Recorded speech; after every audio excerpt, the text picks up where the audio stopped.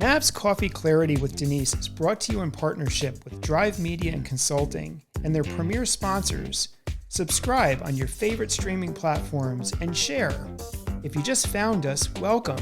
And if you're a regular, welcome back.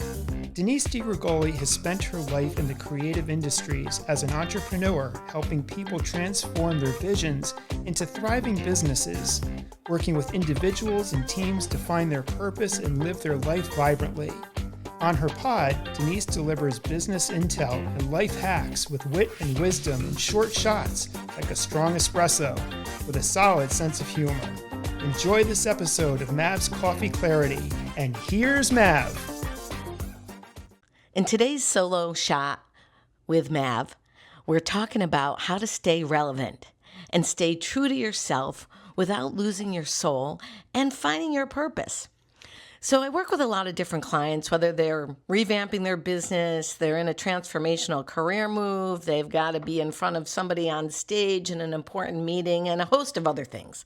And that's where these solo shots come from. And I'm reflecting back on the Clarity Brew. It was a newsletter I just sent out, and you can find it on Substack as well. And what I'm talking about is vanity metrics. Vanity metrics. Everybody wants to know, when's it going to go viral? Why isn't it going viral? How come everyone else is viral and not me?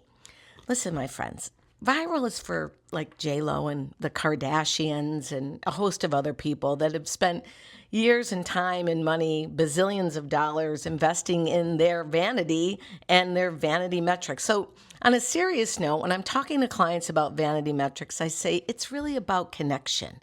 It's truly about being connected to your audience, your community, your family, your friends, whatever it is, from work to life to well-being and balance. Being connected is being authentic, isn't it?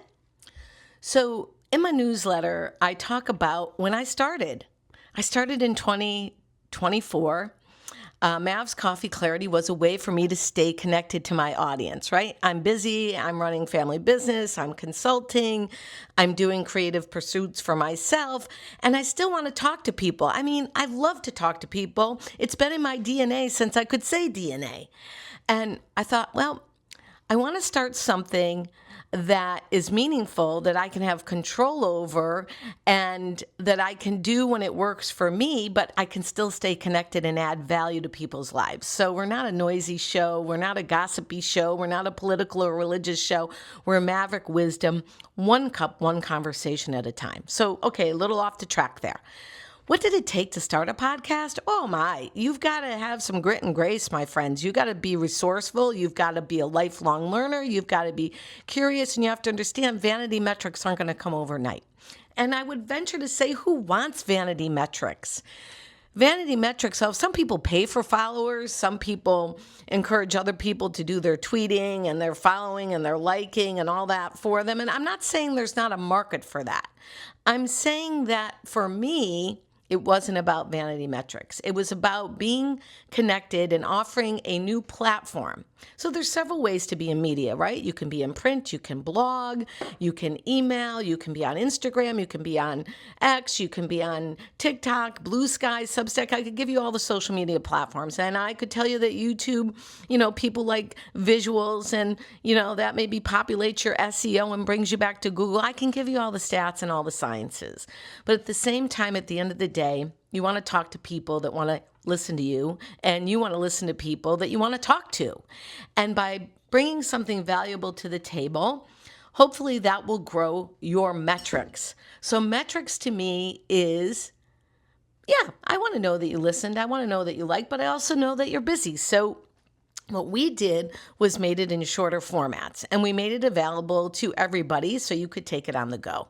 People would say, oh, Denise, the podcast industry is a bloated industry. What are you doing? And I would say everything is a bloated industry, right? I'm in experiential marketing with one of my largest clients, and everything competes for our attention, from the floor graphics to the, van wrapped graphics, to the billboards, to the nonstop social media, to the technology we have in our hands, to, just bazillions. We get more pieces of information in a microsecond than we got in the early 1900s with Paul Revere bringing our postage across the country. Okay, so vanity metrics, bloated platforms. How do we cut through the noise? One cup, one conversation at a time. But it's got to be purposeful for you, and you have to have a point of view. My point of view is this.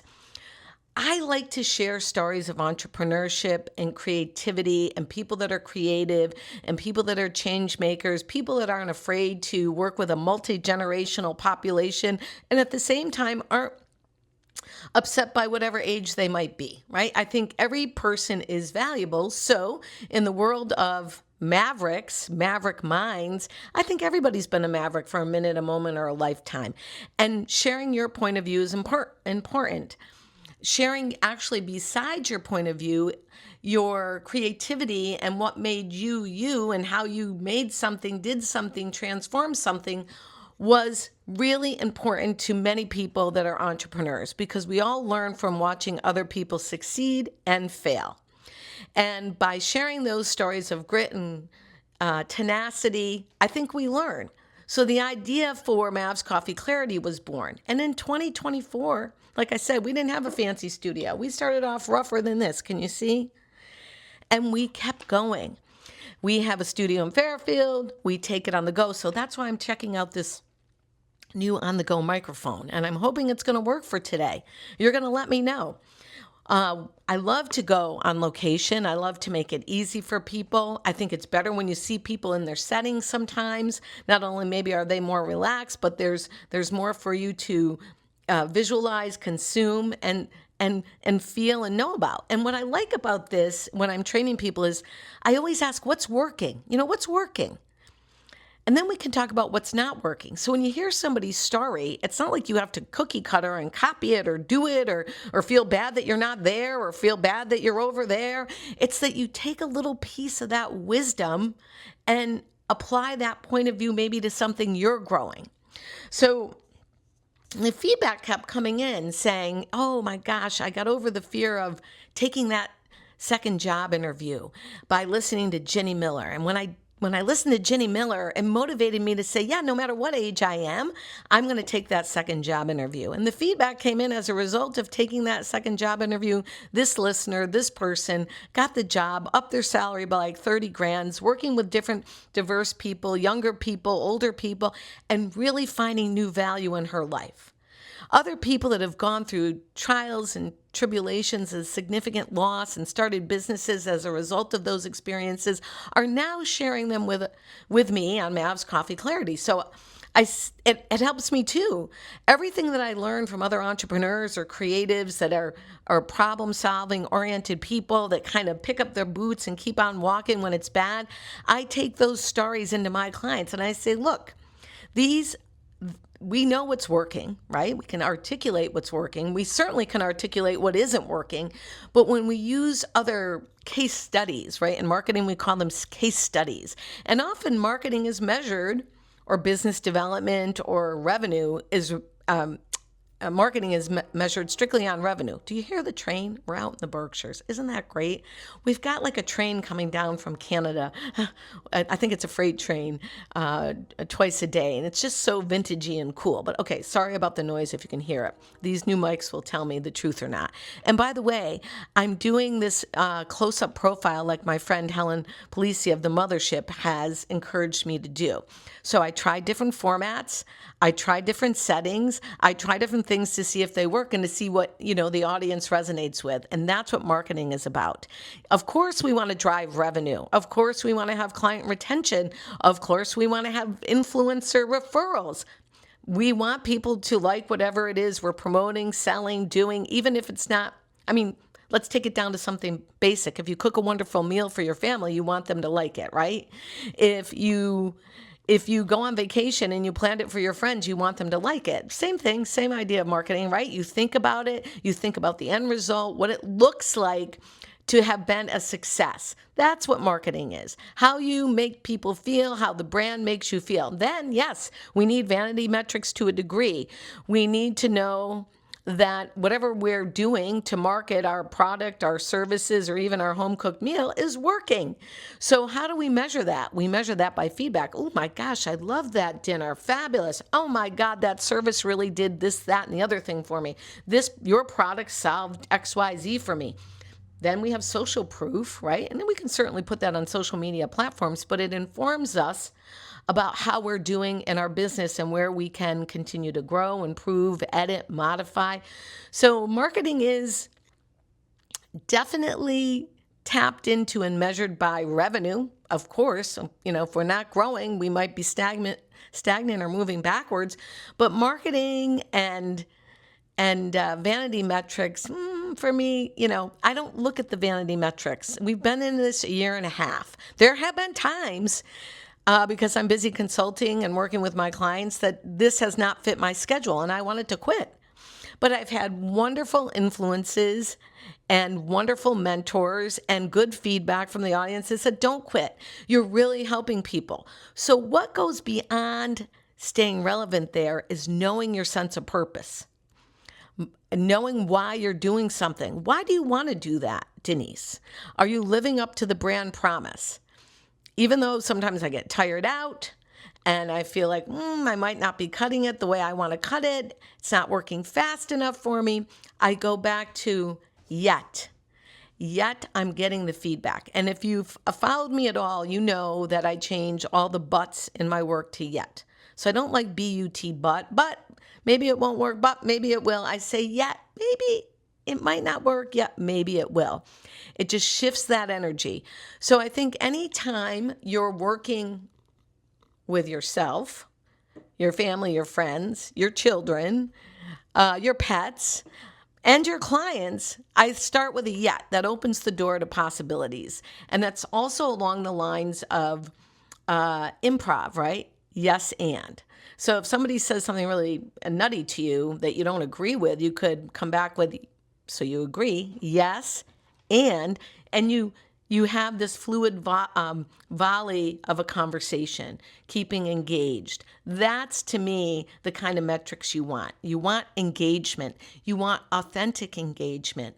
So on the heels of being in our mid-year of our second year of this podcast, I'm still learning. I'm investing in new technology that's reasonable, that is affordable to me and where I'm at in my business. And I'm figuring out as I go along. So long-winded, my friends, I'm not rushing to pay for followers or rushing for big fancy studios or big fancy equipment. And I know, hey, it might be a little rough around the edges, but if it's giving you value, isn't that what you need? Isn't that what you want from anything you listen to, read, or do business with? You want some value. And it's been a joy going along the way, learning new things. That's how we keep our youthful sense of humor, our youthful approach to life. And you don't have to be 20, 50, or 80 to have a youthful approach to life. It's a mindset. And I go back to where we opened. It's a lifelong learning. It's a lifelong learning curiosity. Curiosity fuels creativity. When you have a little creativity, you become more of a problem solver. Many people say, oh, my Denise, I don't know how to paint. I'm not creative. I don't dress like you. I didn't go to XYZ art school. Does not matter. What matters is you're unique as your fingerprint and your signature.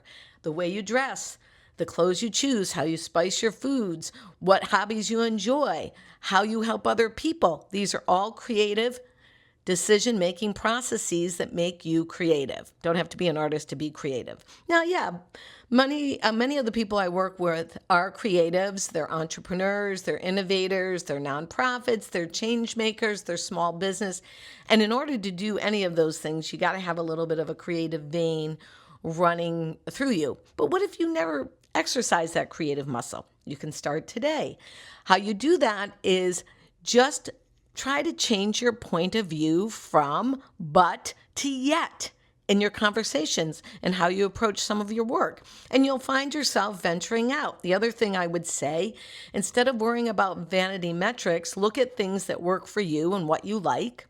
And then whatever business problem you're solving for yourself, ask yourself what's working first, suspend the need to judge what's not working, and try to look at it from a holistic point of view. If this problem was solved right now and it was finished and fabulous, what would it look like? So you have a finished result in your mind. You know what it's looking like. You ask yourself what is working. In the middle, you can identify what's not, but you've got the end vision of what it looks like, and that is a creative process just by doing that. I don't mean to ramble on right now because I have so much to say in a solo short shot, and I'm enjoying this new upfront, close and personal, without my headsets on, conversation with you and my new mics, and I'm hoping like the Dickens that they work when I conclude this episode. In short, you can find Mav wherever you listen to your favorite pods: Apple, Spotify, iHeart, Amazon Music, and of course YouTube, Podbean. You can go to DeniseDiGrigoli.com and sign up for my Clarity Brew. That's where I hit your inbox like, I don't know, once a month, maybe, because we're all busy, right? And I try to bring you valuable insights that can help you move forward and work, life, and self-care. And come on, my friends, who doesn't need that nowadays? If you have a question or you want to work with me, go onto my contact form at Denise DiGrigoli and let's talk. The first session is always complimentary. Peace out, my friends. Mav's got to get on to her next call.